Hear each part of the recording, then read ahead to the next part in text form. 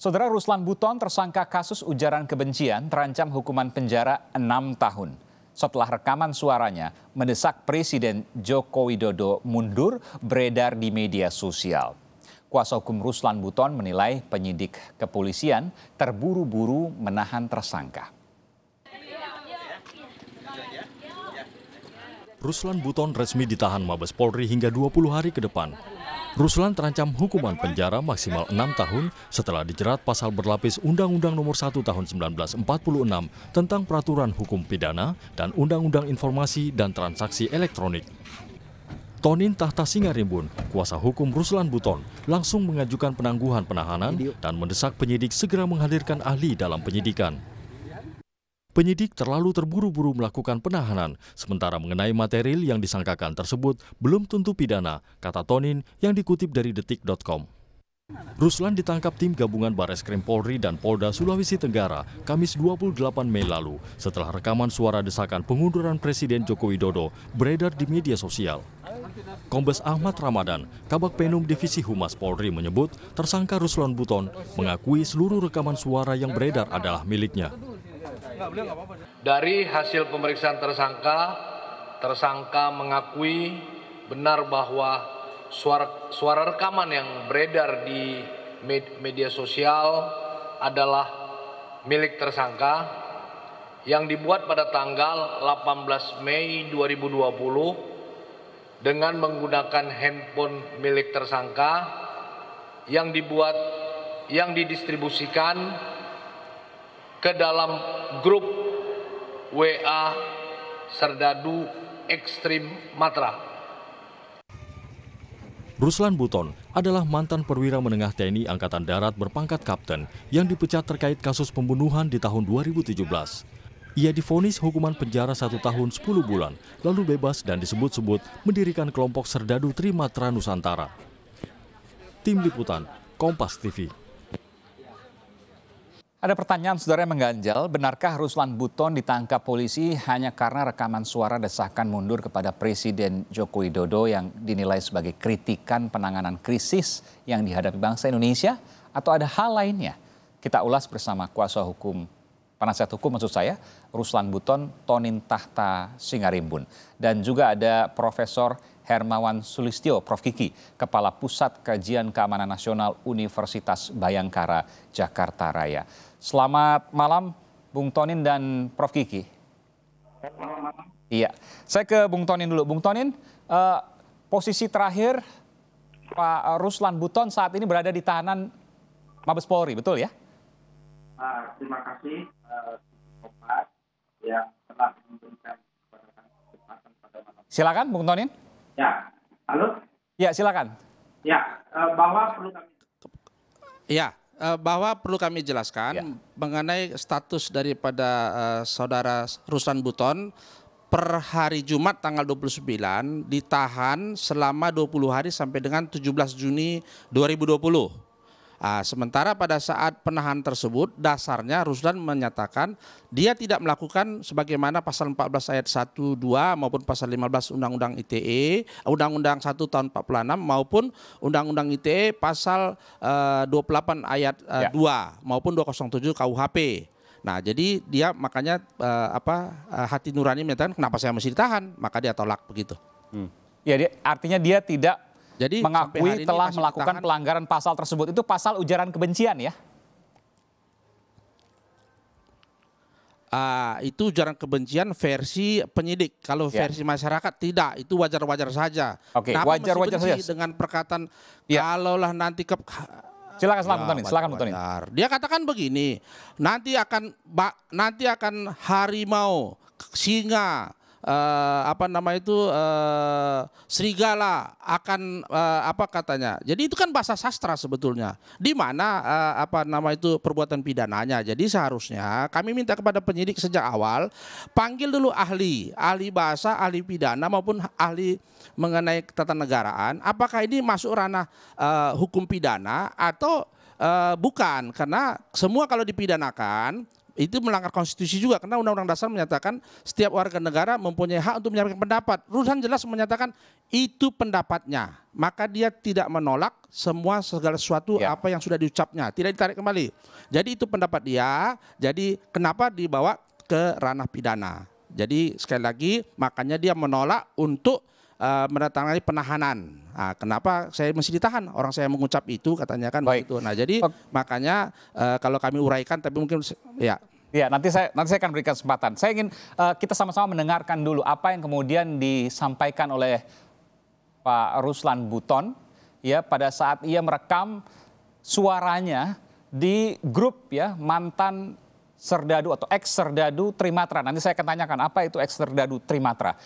Saya ingin putarkan dulu supaya kita mendengar apa yang kemudian disampaikan. Ada beberapa poin tapi saya memilih untuk kemudian menayangkan hal ini. Nanti saya akan tanyakan ke Bung Tonin. Berikut ini. Bahwa solusi terbaik menyelamatkan bangsa dan negara kesatuan Republik Indonesia hanya ada satu. Saudara harus bersikap kesatria dan legowo untuk mundur dari tahta kepresidenan.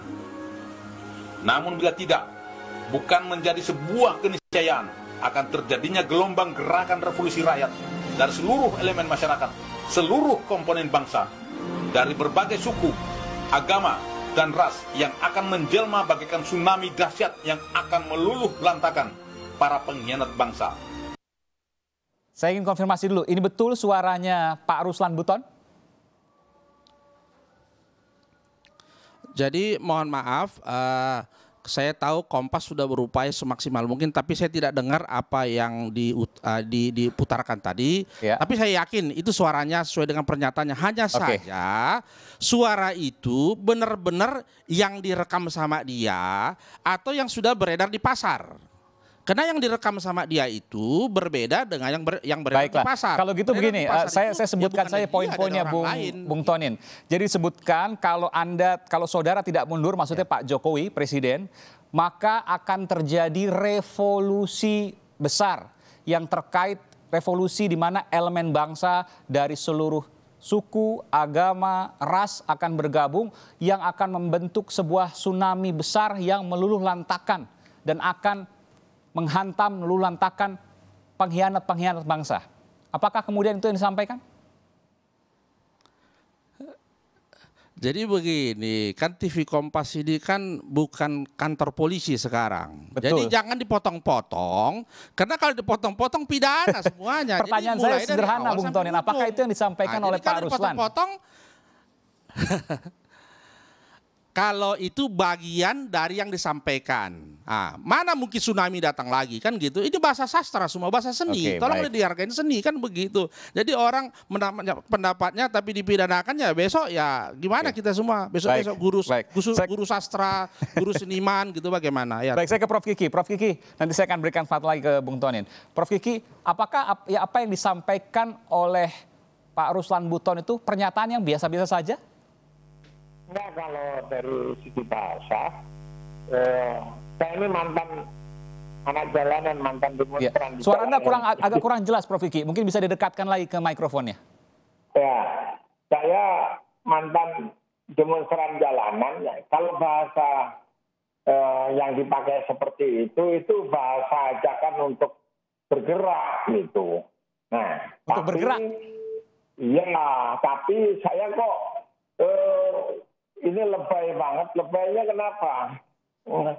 Pertama kalau kita mau melihat implikasi dari sebuah pernyataan atau gerakan, orangnya dulu ini siapa? Gitu.